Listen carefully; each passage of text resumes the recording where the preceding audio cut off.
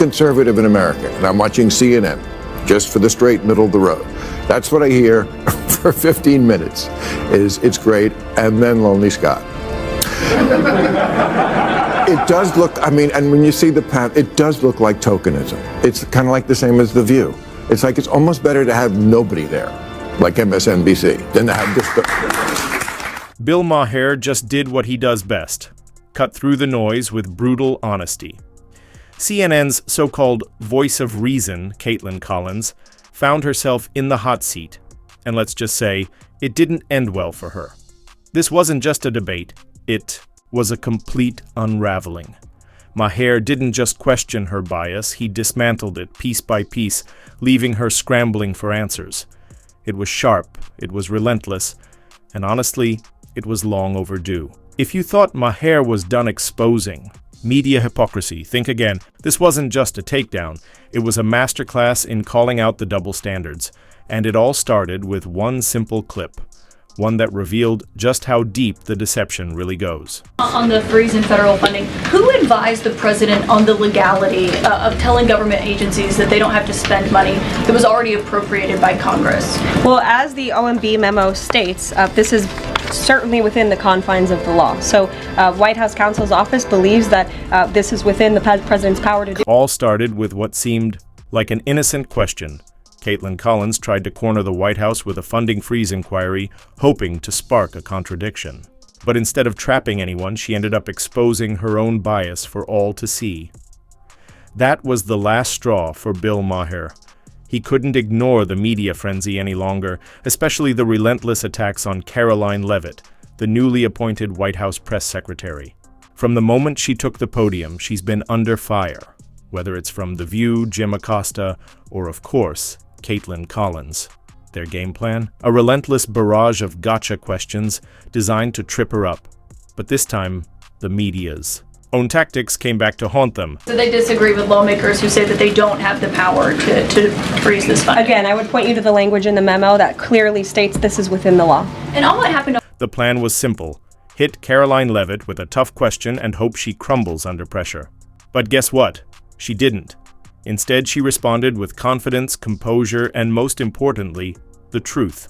Caitlin Collins attempted to corner her with a question about Trump's decision to fire prosecutors, something completely within his presidential authority.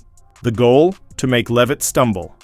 But that didn't happen. Leavitt answered directly, cutting through the noise with a no-nonsense response. Did Collins back down? Of course not. Desperate to turn the exchange in her favor, she doubled down, trying to force Leavitt into admitting some kind of wrongdoing, and that's when it all unraveled.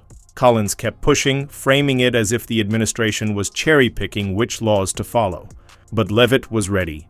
She didn't just respond, she dismantled the entire argument. The law was on Trump's side. Executive authority? Crystal clear. Confident that if they bring lawsuits against you, the prosecutors who were fired, that they will succeed. We will win in court, And yes. did he personally direct this, given they worked on the classified documents investigation and the election interference investigation? This was a memo that went out by the Presidential Personnel Office, and the president is the leader of this White House, so yes. The law is clear. The president has every right to fire prosecutors. The Supreme Court has already ruled on it. Case closed. But Caitlin Collins, she just couldn't let it go. Instead of accepting reality, she launched into legal gymnastics, talking about norms and ethics as if the law bends to public opinion. Meanwhile, Karoline Leavitt remained unshaken. Calmly and firmly, she repeated the facts no matter how many. Times Collins tried to twist the narrative. The truth didn't change. The president had the legal authority. End of discussion. But here's where it gets even better. Collins wasn't just looking for answers. She was fishing for a headline, a viral soundbite to spin the story. And Leavitt? She saw it coming from a mile away. She didn't just respond, she exposed the entire game. CNN wasn't after the truth, they wanted controversy. But the only soundbite they got, the cold hard facts and Bill Maher, he was just getting started. I'm a big rooter for CNN, but that tells you a lot, doesn't it? I mean, how do you guys think you are doing in that arena of like, this is a terribly divided country. We're not only politicized, a lot of people just hate the other side. And CNN, in my view, should be the place where both sides can watch. How do you think you'd Bill Maher had seen enough. After watching the media's so-called neutrality crumble, he decided to flip the script. This time, it was Caitlin Collins in the hot seat. Maher pressed her on CNN's supposed fairness, asking if the network truly represented both sides. Collins immediately shifted into PR mode, insisting that CNN was a balanced platform. She even name-dropped a couple of conservative guests, Ted Cruz and Elizabeth Warren, as if that somehow proved ideological neutrality. But Maher wasn't buying it, and neither was anyone else. A few token conservative guests don't erase CNN's overwhelming left-wing slant. It's like tossing one green grape into a bowl of red ones and calling it a fruit salad. He called it what it was: tokenism. And then he took it a step further. Maher pointed out that CNN's bias was actually worse than MSNBC's. At least MSNBC owns its stance. But CNN? They hide behind the illusion of neutrality while quietly pushing an agenda. And he wasn't done. Yet, Maher slammed the network for treating conservative guests like villains in a courtroom drama where the verdict is decided before they even speak. This wasn't just a debate.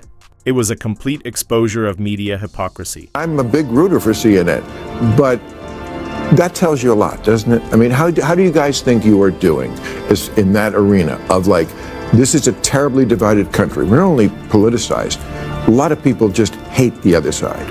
And CNN, in my view, should be the place where both sides can watch. How do you think you're doing with it? CNN is the place where both sides can watch. And I think, my show is evidence of that. We have lawmakers on from both parties. We'll have Elizabeth Warren on one night. We'll have Ted Cruz on another night. I think lawmakers from both parties should take questions, and you should push both. On CNN, conservative guests aren't just debated. They're interrupted, misquoted, and fact-checked in real time, while left-wing guests get softball questions and praise. Bill Maher had enough. He called out CNN's fake neutrality, saying it doesn't just mislead viewers, it fuels division and erodes trust in the media.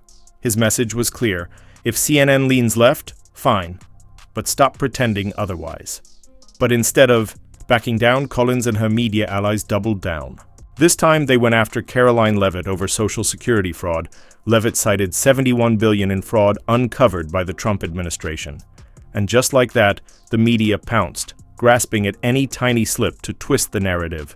But this time, it wasn't going to work. According to an IG report from the Social Security Administration, there was $71 billion worth of fraud in one single fiscal year that we know about. And so that is a lot of fraud, Peter. To be clear, that $71 billion was from 2015 to 2022, so it wasn't in just one year. And it was $71 billion. But it wasn't in one year, just over multiple years, from 2015 to 2022. So are you defending $71 billion in fraud, Peter? That's a lot of money. Why is the media so against cutting waste, fraud, and abuse from the government? I don't get it. I just want to ask a question. We won't be deterred. We will not be deterred from people like you and the media thought they had their gotcha moment until Caroline Leavitt turned the tables.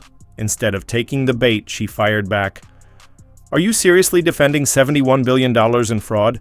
Silence. Suddenly, no one wanted to address the real issue. Still, they kept pushing, twisting her words to claim she exaggerated.